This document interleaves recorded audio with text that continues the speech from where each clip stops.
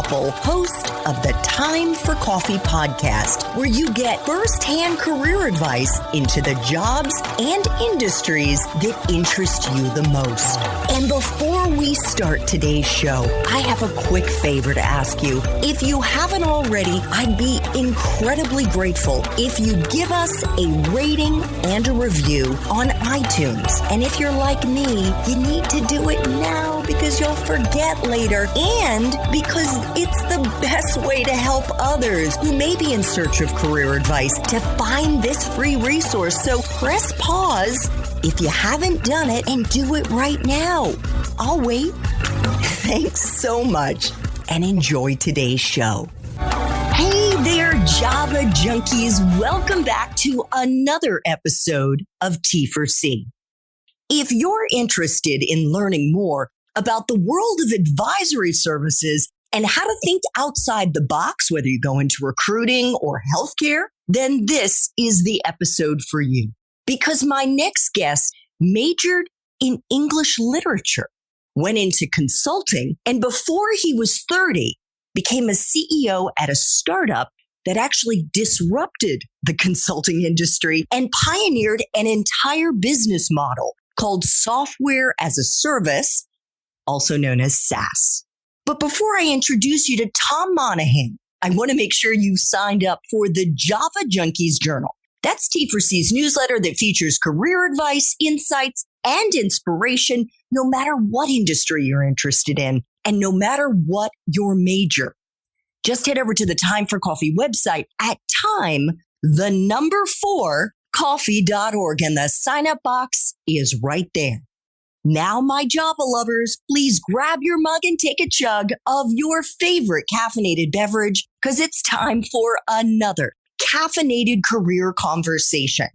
And my guest is Tom Monahan, the president and CEO of DeVry University, a pioneering tech educator of adult learners with a unique focus on innovation, student care, accountability, and strategic business partnerships. Tom began his career in a very different industry from higher ed as a staff consultant at Accenture, a global professional services company providing a broad range of consulting services to businesses.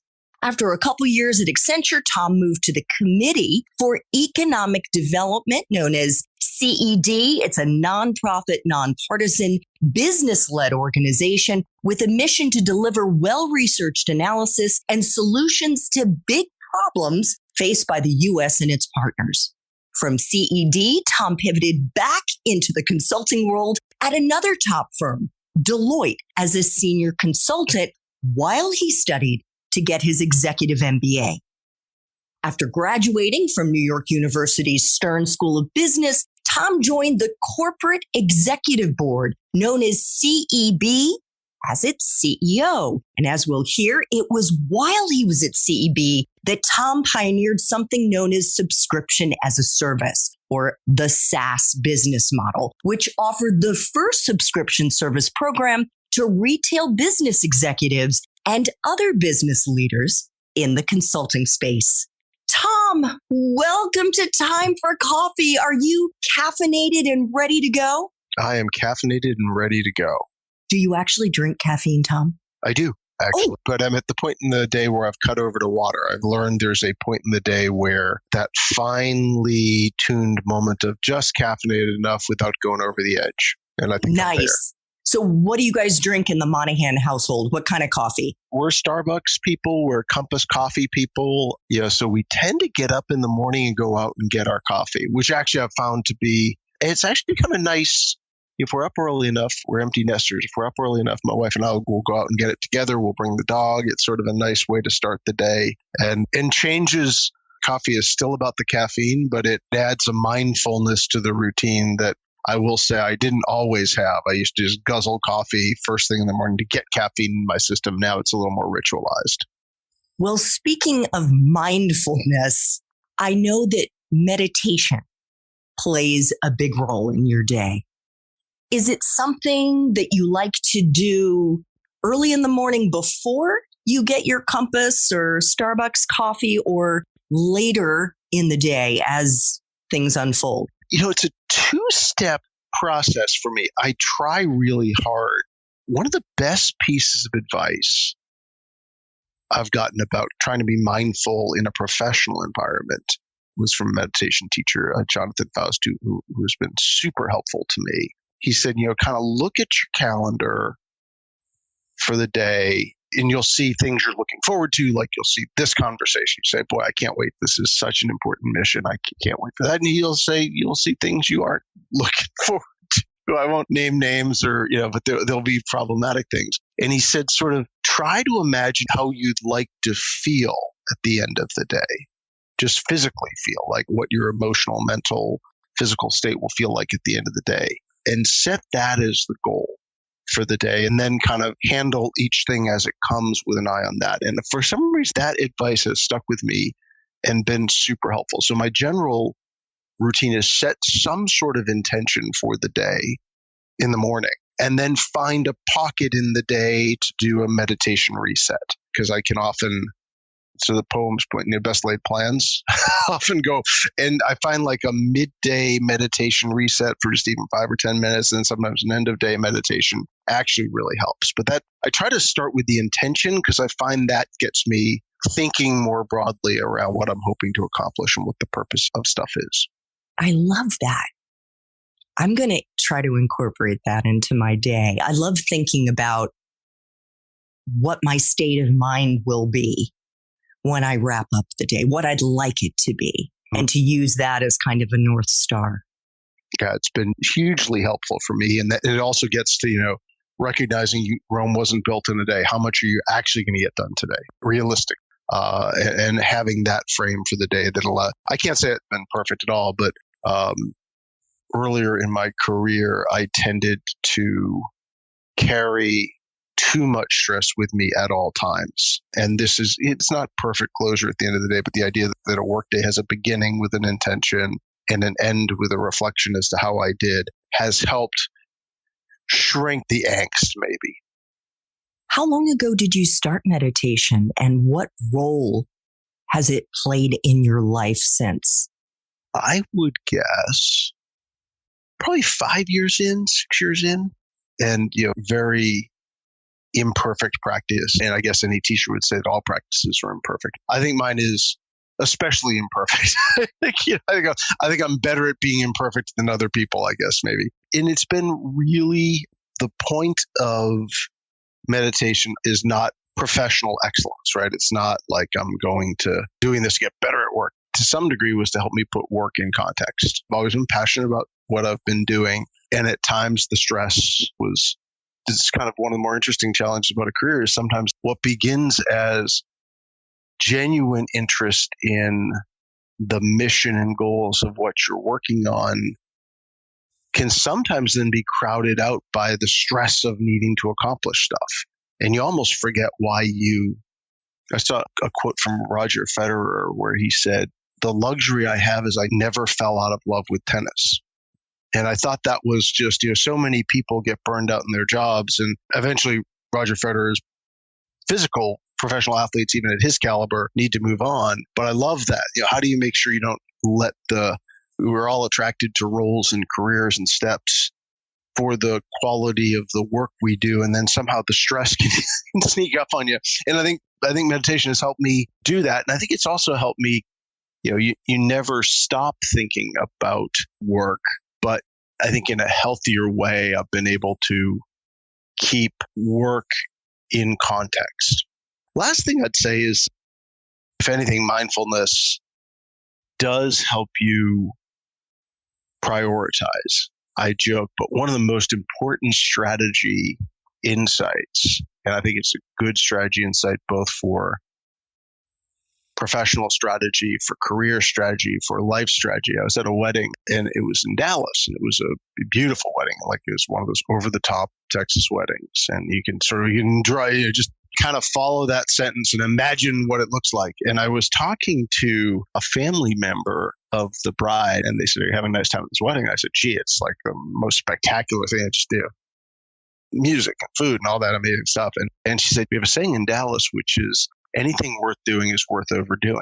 And she said it was sort of a joke, but I always laughed at that because that turns out to be not a bad principle for leadership, not a bad principle for life, that anything worth doing is worth overdoing. And conversely, if it's not worth overdoing, it's not worth doing. And mindfulness does really help with that. It helps you get a little distance and say, okay, if it's not heck yes, it's heck no. What is really worth time and energy, et cetera? And so the Dallas wedding principle, which I've always liked the concept of, becomes a little easier to implement when I create a little distance through my meditation practice.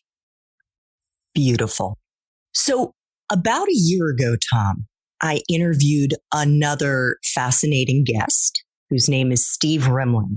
And Steve today is a serial entrepreneur, and he has all through it been a gifted musician. And when Steve was a kid, he grew up in New Haven, which is where Yale University is in Connecticut. And he got lucky because he grew up in New Haven and was mentored by a famous Yale professor of music. And that professor told Steve, who was then about 8 or 9 years old, Steve, there are only 12 notes. It's how you arrange them that makes the music. That's really powerful. And as Steve got older, he came to realize that that mindset about rearranging the notes to make music actually also applies to our professional lives. And as I prepared for our interview today, Tom, oh my goodness, was that concept front of my mind? Because I think you've been rearranging the notes for some time now.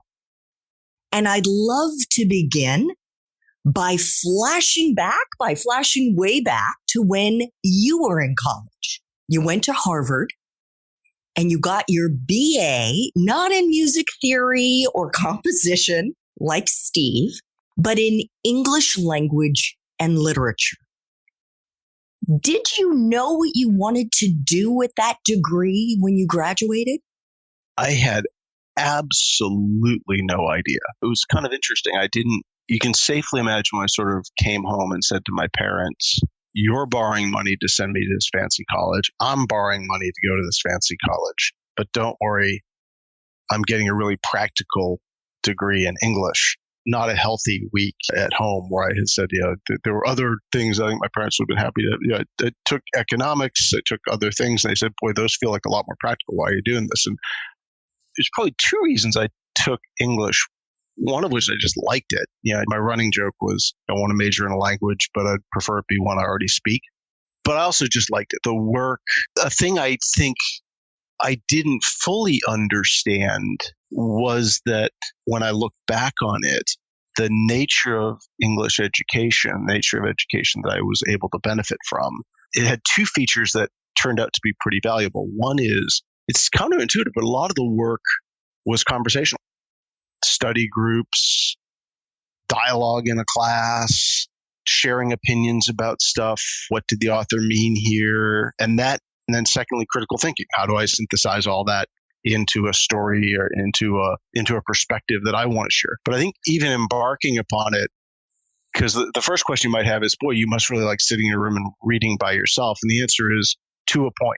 I really do love to sit down with a book for an hour, but I don't have the patience to go do 7 hours in a study carrel. But I do a lot of energy from the fact that interpretation is often a group activity, and great professors found ways to draw that out of you. And then I like the idea of having had those conversations, resynthesizing kind of, okay, what do I think? Not based on my sitting in a room and staring at a wall, but based on conversations and perspectives. How do I synthesize that into a coherent story? And it turns out that's not radically different from a lot of actual work in the workplace, which is, you're dialoguing about stuff and then you have to go make a decision or you have to go chart a path forward. So I both love the what of English literature, but I also love the how, the dialogue, the synthesis.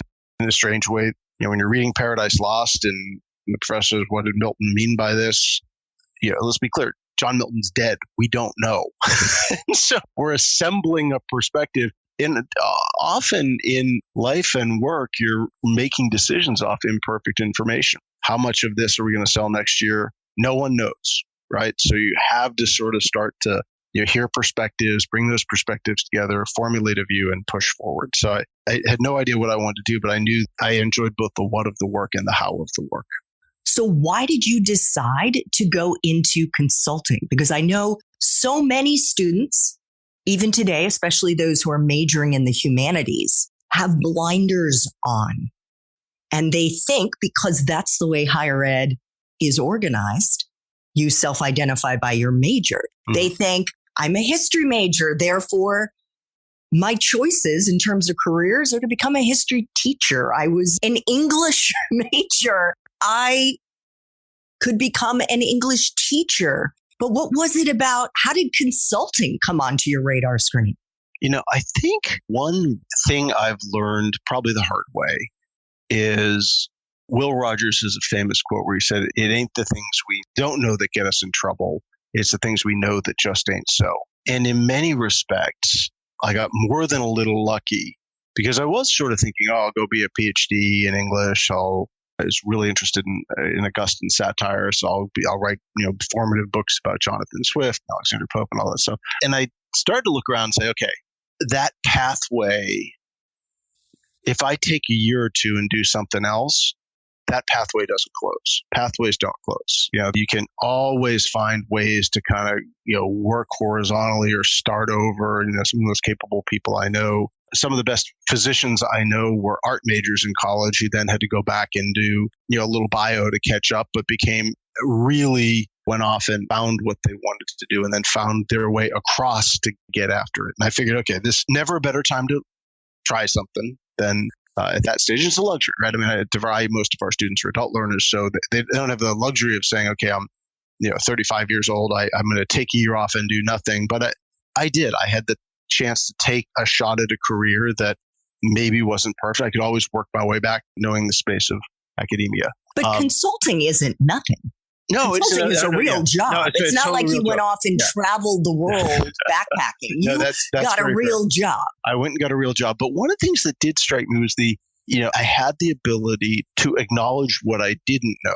Well, I didn't know what a consultant, I didn't know what anyone did, right? I didn't have, the only job I'd ever seen really was English professors because I was English, and I had some terrific faculty friends who spent time, with any job. And the interesting thing is I talked to my friends on the faculty was most jobs have an onstage side and a backstage side.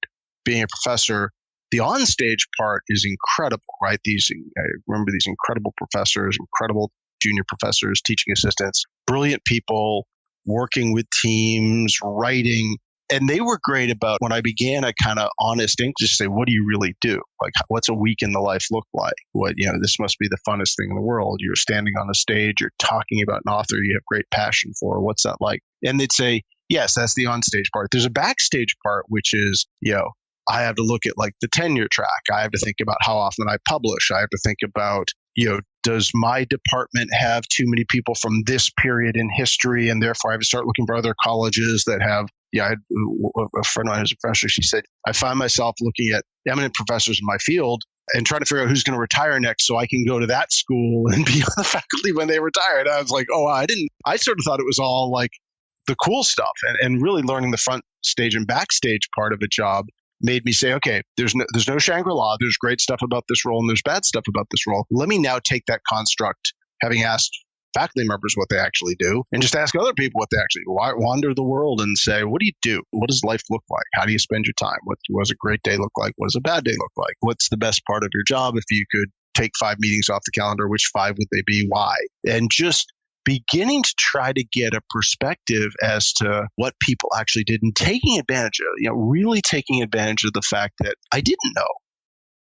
I didn't have any idea what any of these jobs were. I didn't know what an investment banker did. I didn't know what a consultant did. I didn't know what a lawyer did. I didn't know what a professor did. I didn't know. And that ability to, use the Will Rogers thing, the most dangerous thing is assuming sort of that whole things we don't know that gets in trouble, things we know that just ain't so. I think that's equally true from a career perspective. You start to make assumptions about what a career is like. You make those assumptions, they define you rather than saying, I'm going to get really curious. I'm going to bring a beginner's mind to this and just keep asking. And people will. Yeah. I'm sorry, I was going to say, so was consulting appealing to you because it had more of a buffet approach to learning about different industries and jobs where you could pick and choose different courses?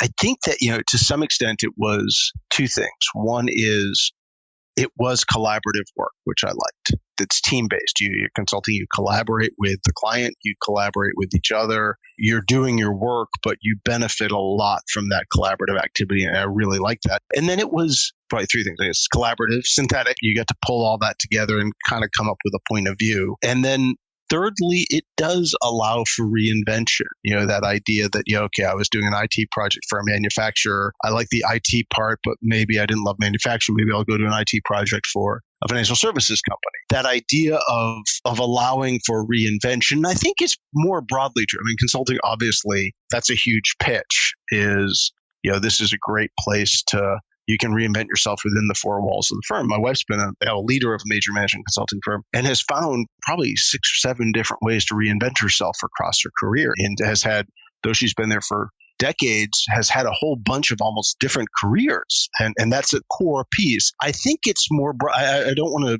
this isn't a pitch for consulting. It's actually it's a pitch for that actually happens more often than you would think, that there are lots of ways across the course of a career to reinvent yourself. Well, as you well know, Tom, Gen Z can expect to have 4 to 5 different industries that they're working in and at least 17 different jobs over the course of their lifetime. So you spent 2 years at Accenture, and then you left to join the Committee for Economic Development, which was a nonprofit. Why did you want to move to a nonprofit? Yeah, I'm deeply motivated by the problem that I'm set against. So one of the things I liked about CED, and still CED still does incredible work today, is they kind of take on big problems. They take on why, at the time we were doing a lot of work on 5-year-olds and 6-year-olds in America are not uniformly well prepared for school. And a big portion of the unequal opportunity in society is the fact that some 6-year-olds have had their parents reading to them and have great nutrition and maybe been in enrichment activities since they were 2. And some, for a variety of reasons, have not had that opportunity. And you're not going to have an equitable society unless you sort of dig into that problem. But that's a massive problem. So I love the idea that CED at the time was taking on these kind of massive problems. It's a big problem, and gathering really smart people to think about it, talk about it. So that, I found myself asking, what problem am I set against? Looking at the work they were doing, I was really excited by that. As I sort of flip back and forth between consulting and economic research and analysis as a young professional, there's 2 sides of the coin that you wrestle with, which is the larger one of the real challenges you face if you're motivated by problem solving, and I am, the larger the problem, the less chance you'll see it through to full completion.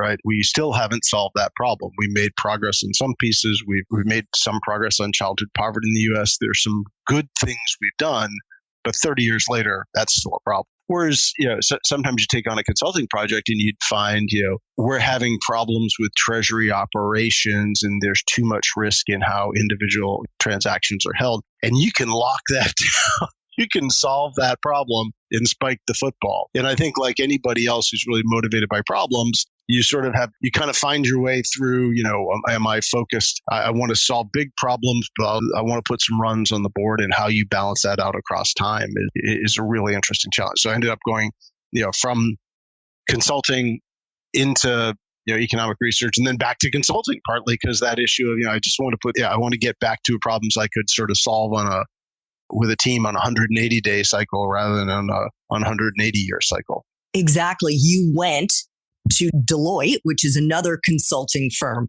I'd like to return, Tom, to Steve Rimlin's professor's comment about the 12 notes, because the services at CED, at least to me, sound very similar to the services that would eventually be provided by another for-profit company that you came to lead called the Corporate Executive Board, CEB, which provided consulting services like those found at Accenture, like those found at Deloitte, to banking executives and other business leaders. But there was a twist, had an innovative business model. Could you elaborate on that? And do you agree? Yeah, I think that's a great insight. It's funny. I ended up I did not come to, make one quick edit to the intro, which I did not come to CEB as the CEO originally. I became CEO later, but that's both for the reasons of just being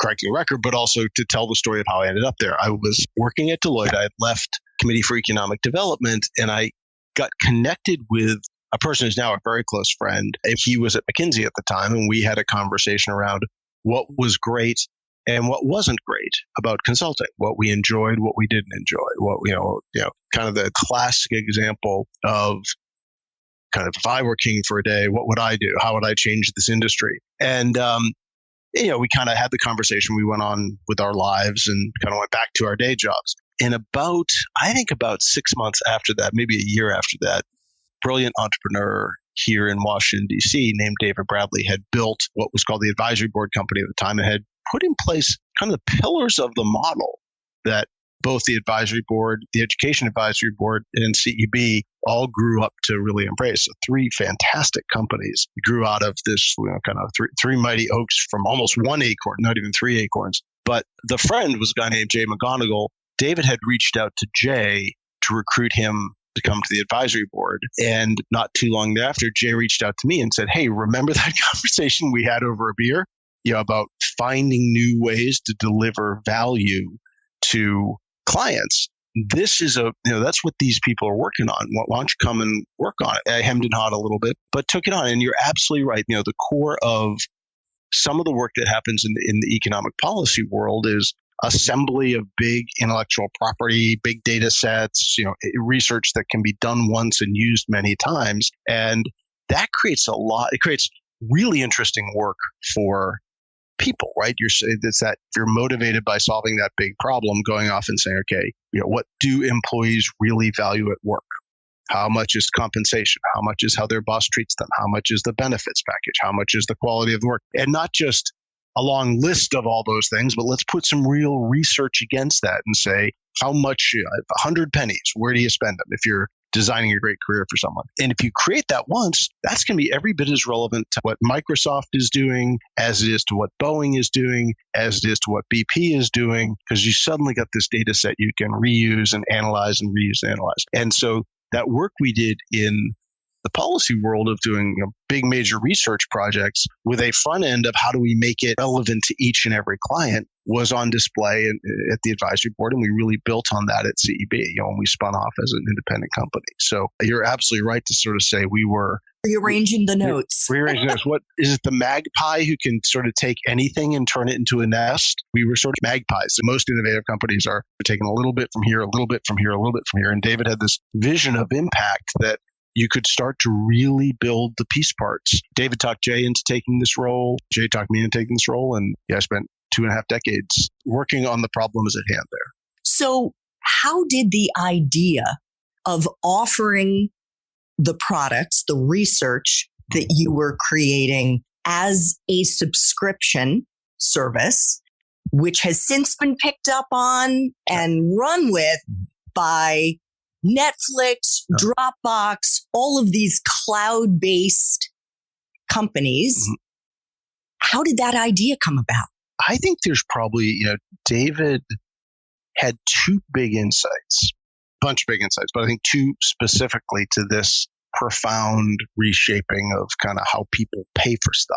One is, I think there's a part of David that when he set out to originally lay the foundation stones for what was advisory board and then CEB and then education advisory board, when he talked to people in the same job at different companies, they had the same problems. So the head of marketing at JP Morgan Chase has some of the same problems that head of marketing at Capital One, right?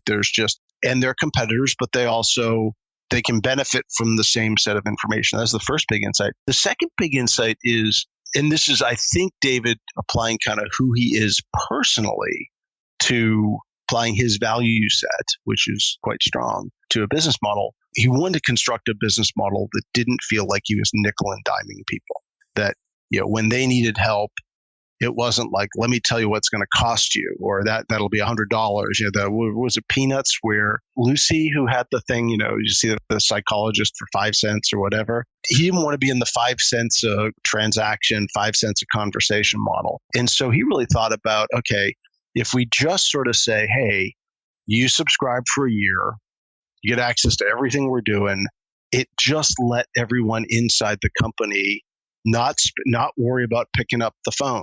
If the phone rings, you pick it up and you help. And I think it ended up serving both sides really well, which gave the client budget certainty.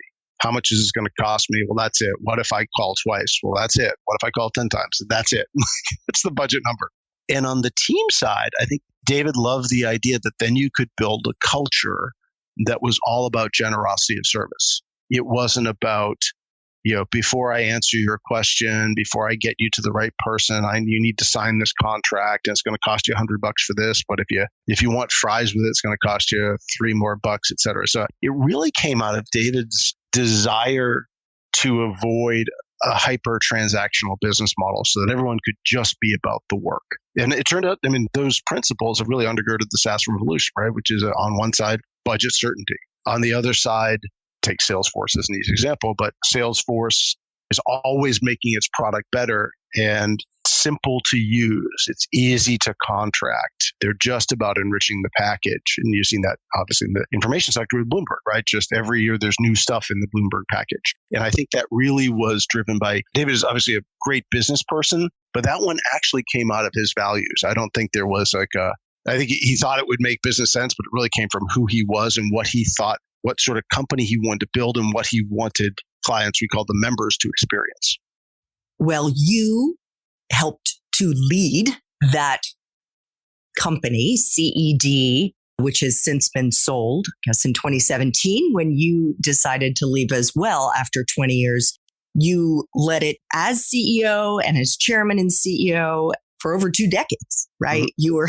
You were there. Why did you stay so long, Tom? And do you think if you were graduating in today's job market, we're doing this interview in mid-September of 2022, that would still happen? Sure. Probably the overarching lesson from that experience is a pretty meaningful portion of the people listening to this conversation are going to spend the bulk of their careers working in industries that don't exist yet, or jobs that don't exist yet. Like, just by definition, if someone had said to me when I graduated college, do you think you'll spend a couple decades in this business?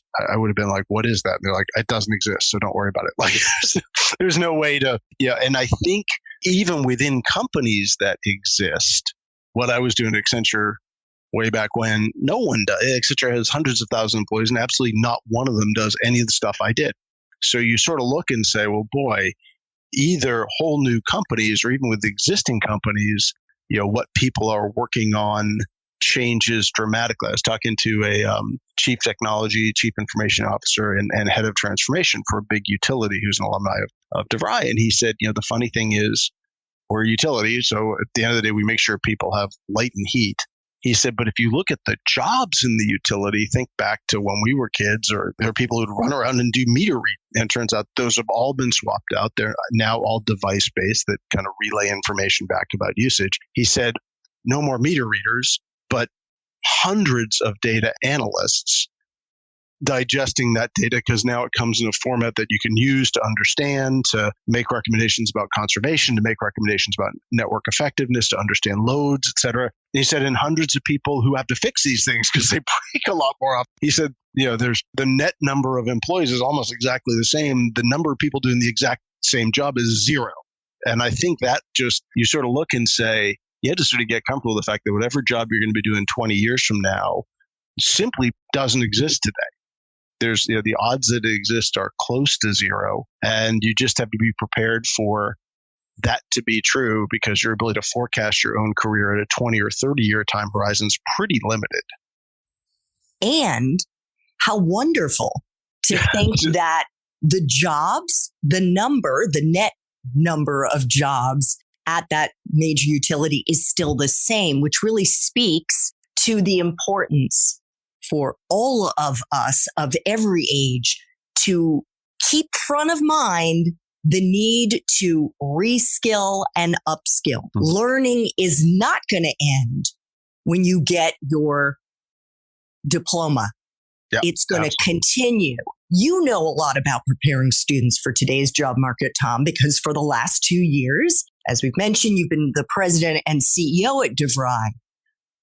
What do you think is the message that DeVry students are taking with them when they walk across the stage, virtual or otherwise, at the end of the time that they spent at your institution?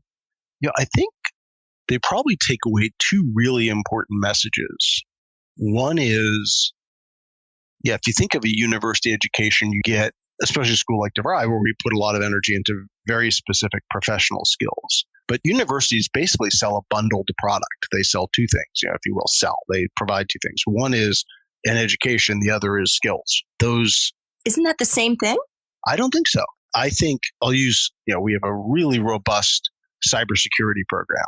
And if you graduate today, with a bachelor's in information technology, with a cyber focus, you have tools you know how to use that are, I'd call them training focused tools. So you can be a master of Splunk or something. You really understand that. But you also have a set of critical thinking skills and communication skills.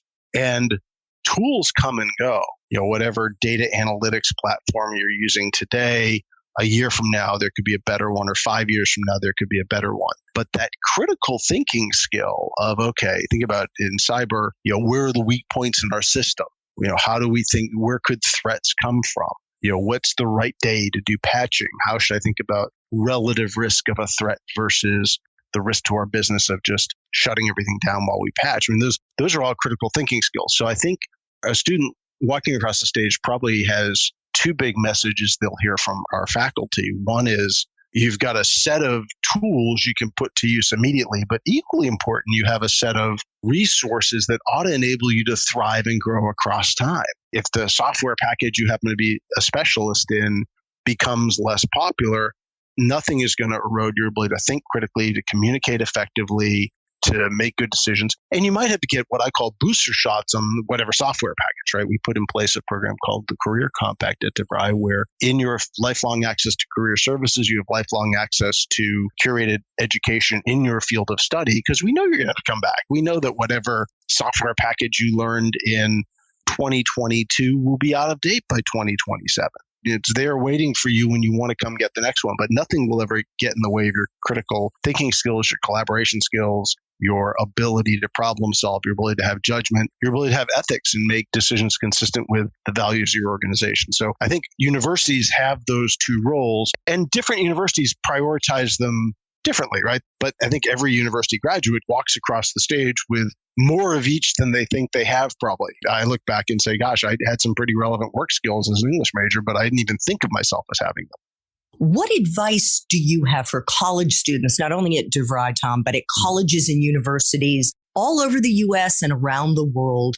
Is there one class or two classes, subjects, that they should be taking to hone certain skills or develop certain subject matter expertise? I think there's no substitute for two basic pillars of professional success. One is communications ability. Any number of classes teach that. So it could be a communications class, could be an English class, could be just embedded. The second is what I'll call quantitative literacy. The idea that I'm comfortable. This does not mean you need to be a math person, but I need to be comfortable with facts and analysis. I need to be able to understand quantitative methods. I think that's really, really important. Third thing I put out there is working with people. One of the hard things about being in a university setting is, and I feel for our faculty, I've been on both sides of this, right? As a student, the dreaded group project, because suddenly you're working with people and not everyone has different skills, and you're having to form and storm and norm. And it's just easier to write the darn paper yourself, right? But the group project always feels like, oh God, so I really have to do a group project. And that's going to take twice as much time. And at the end of the group project, everyone is pretty convinced they did all the work anyway. And faculty who are like, look, it's not easy, But our faculty, if any of my deans are here with me on the call, they'd say, as it turns out, life is a group project. So you're going to do I'm going to make you do group projects because that's how work gets done. And those are probably the three big ones. Can I communicate effectively? Can I understand and manage quantitative and fact-based literacy? And can I work in teams? Those are the three. It's hard to point to any career that doesn't require you drawing on those three capabilities.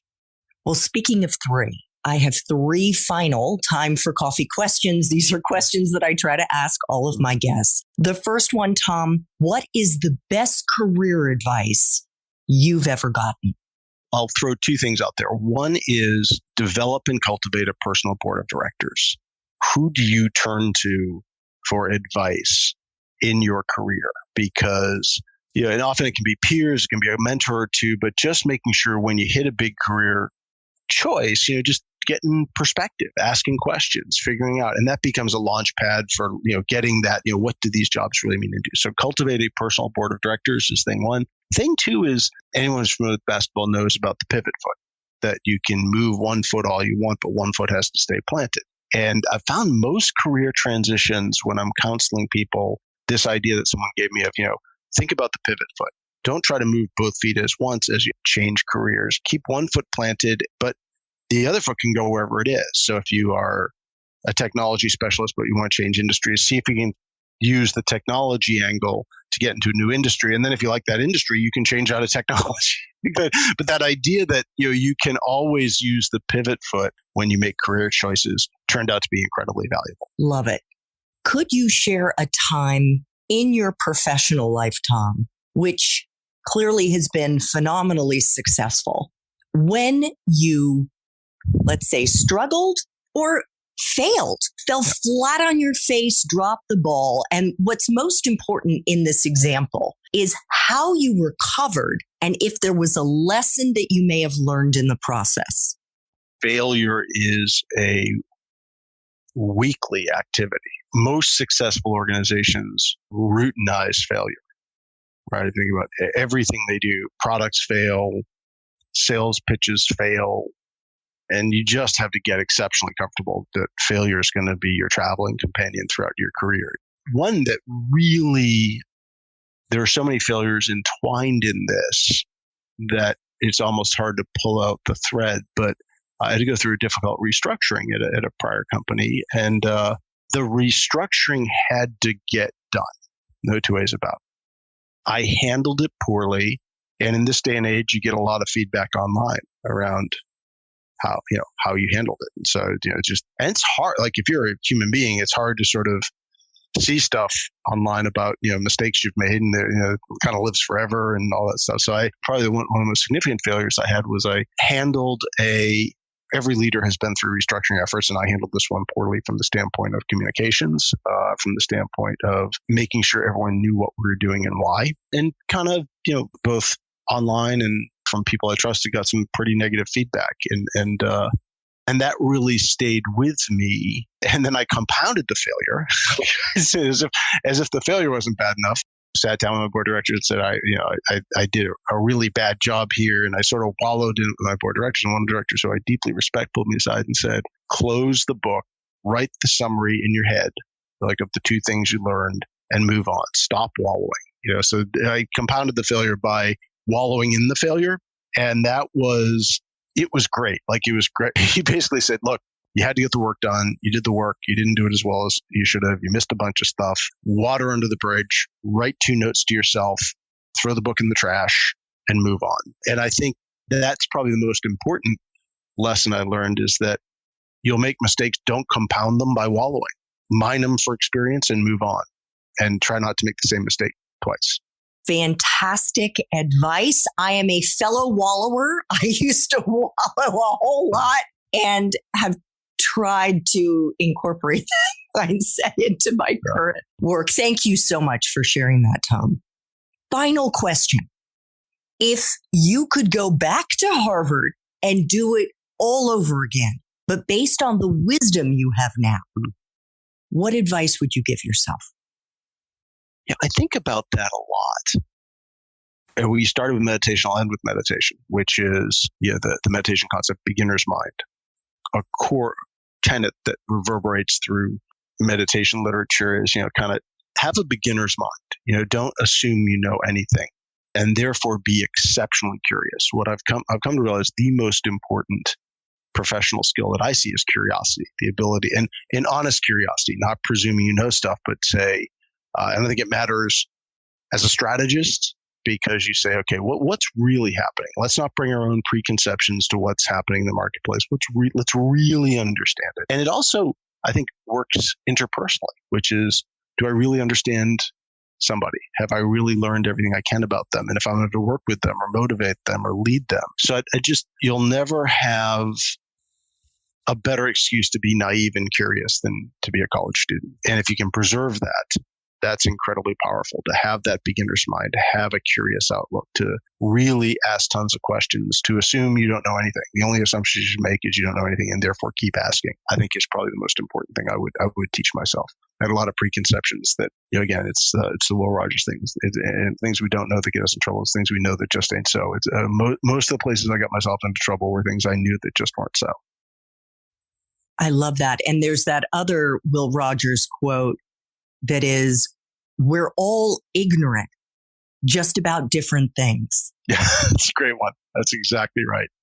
Tom, I want to thank you so much for making time for coffee today with me and the T4C community, the work that you are doing now at DeVry. And I can't wait to see the arrangement of those 12 notes or rearrangement of those 12 notes is so important. And the advice that you've shared with us today is equally important. Thank you so much. Thank you. What a great conversation, and appreciate the community making time for us. Thanks so much for listening to this latest episode of T4C. And if you're interested in learning more about my coaching services for confused college students and recent grads, feel free to check out the Time for Coffee website under the coaching tab at time4coffee.org or text me at 202-236-5712. That's 202-236-5712.